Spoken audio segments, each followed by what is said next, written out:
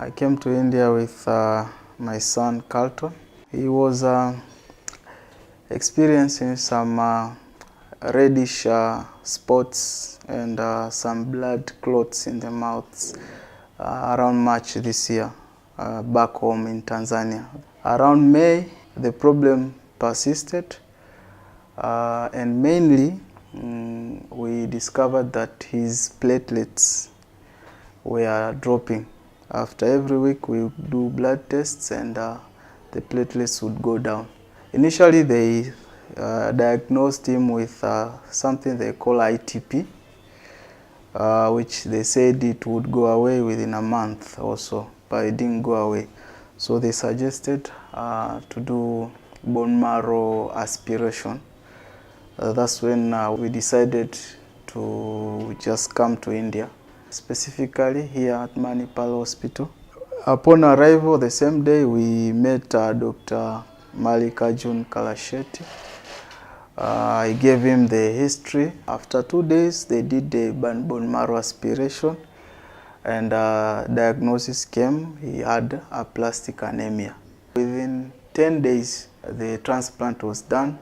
10-15 days after the transplant, his cells count, the platelets, the red blood cells, white blood cells, they all started to peak eventually, and we were discharged after 35 days. From the 1st of November until today, which is end of November, so I've been meeting the doctor. We've been doing weekly checks on his blood count, blood cells, and they are all okay.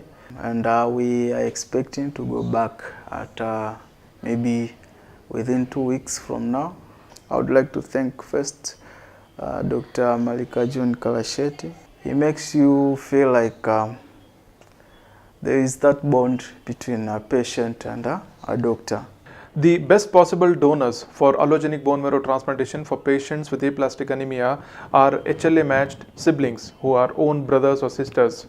So if the patient is young enough and is fit enough and they have a HLA identical sibling, then bone marrow transplantation offers the best possibility for cure and long-term survival in aplastic anemia. So what we do in allogenic bone marrow transplantation is we do the pre-transplantation workup. We make sure that the donor is fit enough to give the stem cells, and patient himself is admitted in a special laminar flow bone marrow transplantation unit, and he's given conditioning therapy to kind of eradicate the diseased disordered bone marrow. We then collect the mother cells, the stem cells from the donor, and infuse them into the patient. And it typically takes about 2 to 3 weeks for these new donor stem cells to form a new bone marrow in the patient. And during that time, patient may require transfusions. He may require antimicrobial prophylaxis to prevent life-threatening infection, and oftentimes they may have mild complications like sores in the mouth, they may lose hair, some of them may develop infection, they may require multiple transfusions. So once the new donated stem cells make a new bone marrow, what we call as engraftment, the patient is then discharged from the bone marrow transplantation unit and is closely followed up as an outpatient for about 2 to 3 months to monitor if the patient develops any complications, to monitor the drug levels, and also to look for what is called as any evidence of graft-versus-host disease. So graft-versus-host disease is one of the complications of allogenic bone marrow transplantation, wherein the stem cells which are donated from the donor may mount an immune attack on the recipient organ systems and needs to be diagnosed and treated early. So it suffices to say that aplastic anemia is a serious bone marrow failure syndrome, must be diagnosed early, and if there is an option, if there is a HLA matched sibling donor, we must proceed with allogenic bone marrow transplantation.